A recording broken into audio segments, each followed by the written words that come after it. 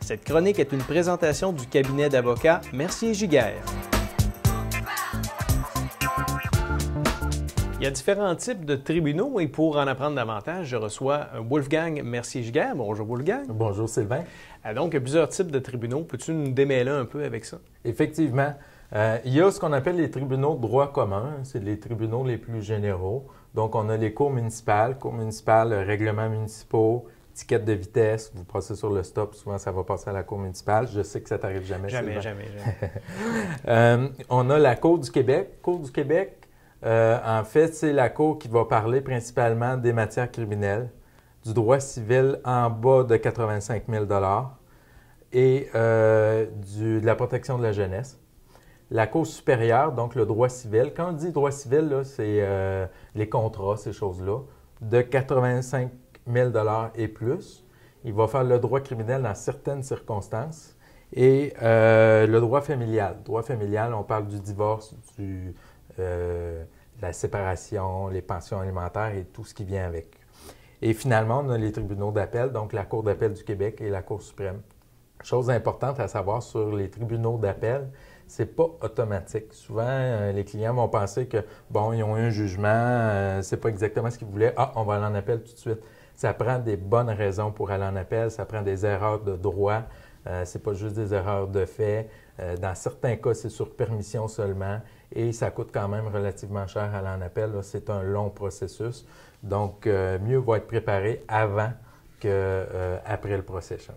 On entend beaucoup parler des petites créances. Effectivement. Comment ça fonctionne? C'est une section des petites créances de la Cour du Québec. Récemment, c'est-à-dire en janvier 2015, le montant a augmenté. On est rendu à 15 000 OK. Donc, c'est une cour qui peut être intéressante, qui est sans avocat. Ceci dit, vous avez quand même le droit d'avoir un avocat pour vous aider à vous préparer. D'ailleurs, c'est ce qu'on recommande.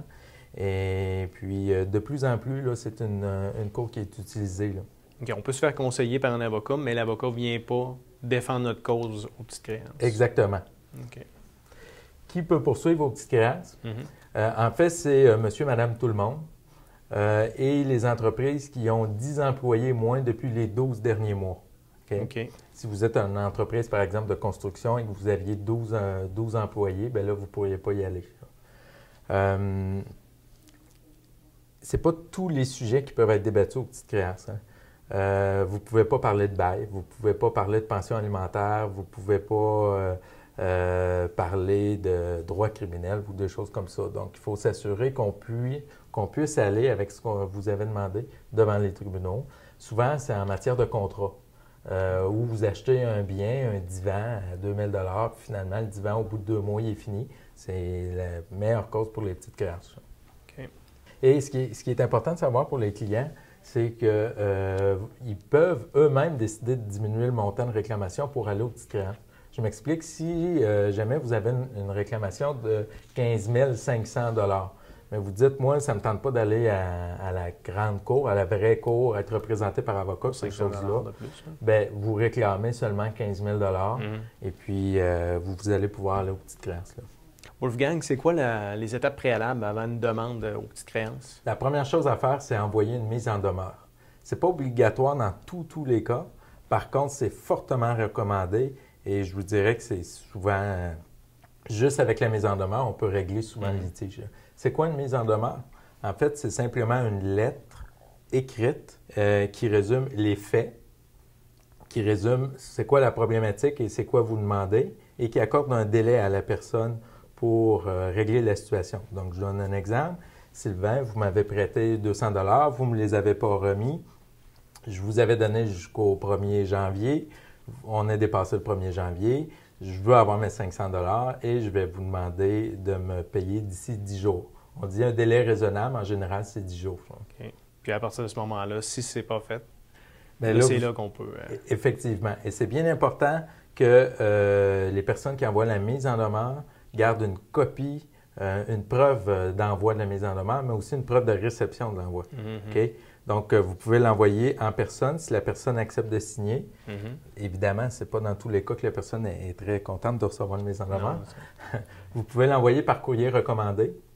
et garder la preuve d'envoi et de réception. C'est la méthode la plus usuelle qu'on utilise et la moins dispendieuse. On parle de 10 et 60 à peu près.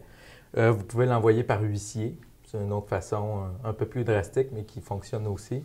Et il y a d'autres façons, ultimement, là, si vous n'êtes pas capable de rejoindre la personne par les journaux, par Facebook. Mais à ce moment-là, je vous conseille fortement de contacter un avocat. Là. Okay. Il y a le service de médiation aussi qu'on... Oui, la médiation, c'est un service qui est offert de plus en plus dans les tribunaux. Depuis l'entrée du nouveau Code de procédure civile au Québec, on parle du 1er janvier 2016, c'est un passage forcé dans toutes les causes et c'est présent aussi aux petites créances. C'est quoi la médiation? En fait, c'est pour monsieur et madame tout le monde, c'est une réunion qui est présidée par un juge qui ne sera pas le même juge qui va entendre la cause et qui essaie de trouver une façon de régler le litige. Si ça ne fonctionne pas, le processus continue son cours et là, vous allez aller devant les tribunaux, devant un autre juge qui, lui, va prendre sa décision. Et ça fonctionne très bien. Je n'ai pas de chiffres avec moi, mais les pourcentages sont très bons, là, autant aux petites créances que dans les autres cours. C'est l'avantage de diminuer les coûts aussi. Effectivement, c'est beaucoup plus rapide. Là. La médiation, normalement, après quelques mois, on peut déjà passer en médiation. Pour information, les petites créances, le délai varie souvent, mais c'est assez facile de s'attendre à ce que ça prenne au moins 1 an avant de passer devant les tribunaux. Là. Je reviens aux petites créances. C'est quoi l'avantage de consulter un avocat? Parce que, comme on le disait, on peut aller se représenter seul sans nécessairement aller chercher de l'aide ou d'aller chercher de l'aide d'un avocat. Mais qu'est-ce qui est avantageux justement d'aller voir un avocat là, par rapport à ça? Premièrement, l'avantage principal, c'est d'avoir un premier avis. Hein. Les petites créances, souvent, c'est des causes qui sont assez simples. Donc, un bon avocat d'expérience va vous dire si vous avez des chances, oui ou non, de gagner. Il ne peut pas vous l'assurer, mais il y a des fortes chances qu'il vous dise, bon, bien, écoutez, voilà, vous avez une bonne cause. Deuxièmement, il vous aide, et c'est ce qu'on fait, nous, à notre bureau, à la préparation de votre dossier. C'est bien important. C'est pas parce que c'est les petites créances que c'est des petits montants. 15 000 $, c'est quand même beaucoup d'argent pour tout le monde. Et puis, ça vaut la peine d'investir quelques centaines de dollars pour être bien préparé. Si vous trouvez que ça coûte cher, vous allez trouver que ça coûte encore plus cher si vous ne prenez pas d'avocat puis vous perdez votre cause. Parce que les petites créances, il n'y a pas de possibilité d'appel. Donc, si vous perdez, c'est fini. Oui, c'est ça, exact. Et à cette fin-là, nous, on a développé une formule à mon cabinet d'avocat que je trouve très intéressante. C'est une formule à forfait. Donc, les clients savent dès le début combien ça va coûter et puis ça leur permet d'avoir toutes les informations pour se préparer. Donc, on a le forfait consultation et mise en demeure qui varie entre 100 et 200 $ selon la formule. Donc, vous avez la consultation, l'avis verbal de l'avocat et la rédaction et l'envoi de la mise en demeure. Le forfait rédaction et préparation au procès. Donc là, on va vous aider à rédiger votre demande en ligne pour les petites créances. On va vérifier que vous aviez les bonnes pièces, que vous avez les bons témoins, que vous avez ou non besoin d'un témoin expert. Je vous donne un exemple. Vous avez une cause en matière automobile, mais ça se peut qu'on vous dise, bien, demandez à votre garagiste qui vienne cette journée-là et puis qui explique au juge comment ça fonctionne. Si vous ne faites pas ça, puis vous arrivez au tribunal, puis le juge dit, bien, écoutez, moi, j'ai aucune preuve, puis ça arrive souvent, on le voit, là. J'ai aucune preuve quant au bris mécanique de votre véhicule, bien, votre cause est finie, vous venez de perdre votre argent. Donc, ça vaut la peine d'investir. Donc, le forfait rédaction et préparation de procès, on parle entre 2 et 400 $. Souvent, c'est plus 200 que 400. Là. Et il y a aussi l'autre avantage, c'est la recherche de jurisprudence. La jurisprudence, c'est quoi? C'est en fait des décisions qui sont semblables à la vôtre, qui sont publiées. Donc, on peut faire, il y a 2 formules, soit on le fait pour vous, soit on prend quelques minutes, on vous montre comment ça fonctionne et vous faites les recherches vous-même. C'est accessible maintenant par Internet.